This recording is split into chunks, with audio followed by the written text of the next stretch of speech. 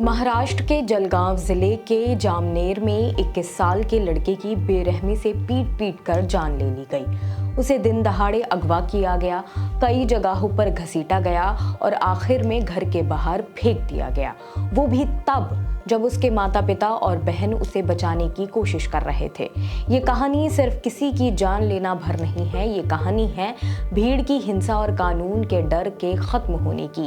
क्या हुआ, कैसे हुआ, आइए जानते हैं इस वीडियो में। हम बात कर रहे हैं सुलेमान रहीम खान की, जिनकी उम्र सिर्फ 21 साल थी। महाराष्ट्र के जामनेर तालुका के छोटे से गांव से ताल्लुक रखने वाले सुलेमान एक किसान के बेटे थे। अभी अभी 12वीं की थी और सपना था पुलिस में भर्ती होकर देश की सेवा करने का। 10 जून का दिन उनके लिए खास होना चाहिए था। वो जामनेर पुलिस भर्ती के लिए अपना आवेदन जमा करने गए थे, लेकिन उसी दिन उनकी जिंदगी हमेशा के लिए खत्म कर दी जाएगी, ये किसी ने सोचा भी नहीं था। गवाहों के मुताबिक सुलेमान एक 17 साल की लड़की के साथ जामनेर के एक कैफे में बैठा था, जो दूसरी कम्युनिटी से ताल्लुक रखती थी। ये कैफे पुलिस स्टेशन से महज कुछ मीटर ही दूर पर है। वहीं पर 9 से 15 लोगों का एक झुंड आया, सुलेमान को घेर लिया और सबके सामने पीटना शुरू कर दिया। इसके बाद उसे जबरदस्ती एक गाड़ी में डालकर ले जाया गया।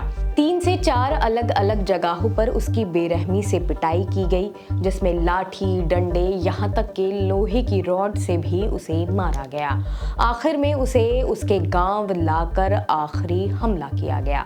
हमले के बाद उसे अस्पताल ले जाने की बजाय आरोपी उसका शव उसके घर के बाहर फेंक कर चले गए। सुलेमान को बचाने आए उसके पिता, माँ और बहन तक को नहीं छोड़ा गया, उन पर भी हमला कर दिया, जिससे तीनों घायल हो गए। पिता रहीम खान कहते हैं, मेरे बेटे के शरीर पर 1 इंच भी जगह ऐसी नहीं थी जहां चोट के निशान ना हो। वो मेरा इकलौता बेटा था।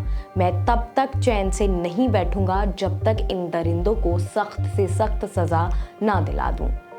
डॉक्टरों ने बताया कि सुलेमान की मौत अंदरूनी गंभीर चोटों की वजह से हुई है।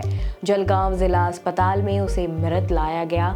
परिवार की मांग पर इन कैमरा पोस्टमार्टम किया गया ताकि सभी चोटों का रिकॉर्ड रह सके।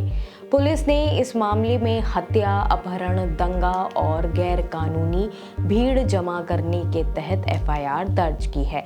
जलगांव के SP महेश्वर रेड्डी ने बताया कि अब तक 4 लोगों को गिरफ्तार किया जा चुका है और 5 और लोगों की तलाश की जा रही है। उन्होंने कहा, ये मामला इंटर कम्युनिटी रिलेशनशिप से जुड़ा लग रहा है, लेकिन अभी जांच जारी है। जामनेर में स्थिति नियंत्रण में है और अतिरिक्त फोर्स तैनात कर दी गई है।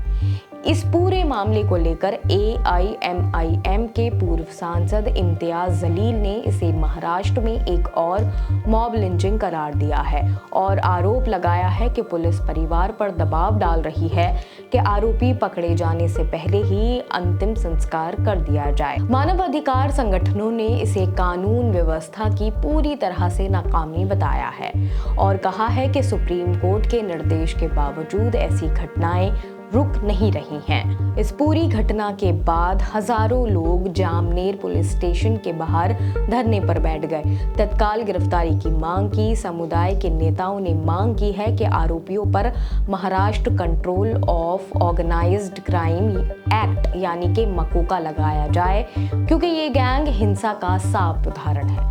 जिला कलेक्टर के जरिए राज्य के गृह मंत्री देवेंद्र फडणवीस को ज्ञापन भेजने की भी तैयारी चल रही है। नेशनल क्राइम रिकॉर्ड ब्यूरो यानी कि NCRB के 2023 के आंकड़ों के मुताबिक देश में मॉब लिंचिंग के मामलों में 5 साल में 28% की बढ़ोतरी हुई है।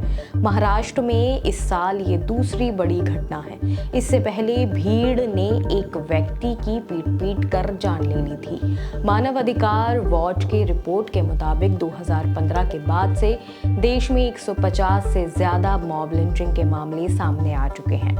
जिनमें से एक बड़ा हिस्सा कम्युनिटी टारगेट हिंसा का है। सुलेमान का सपना था पुलिस में भर्ती होकर लोगों की रक्षा करना, लेकिन वही सिस्टम उसे बचा नहीं पाया। ये सवाल सिर्फ जामनेर का नहीं है, ये सवाल पूरे देश का है। क्या हम भीड़ को कानून से ऊपर मानते रहेंगे, या फिर अब वक्त आ गया है कि ऐसी घटनाओं पर न सिर्फ सख्त कार्रवाई हो, बल्कि उन्हें रोकने के लिए ठोस कानून और ज़मीनी अमल किया जा सके। फिलहाल आपकी इस मुद्दे पर क्या राय है, हमें कमेंट करके बताएं और ऐसी ही और खबरें देखने के लिए जुड़े रहिए ऑब्जर्वर पोस्ट के साथ। शुक्रिया।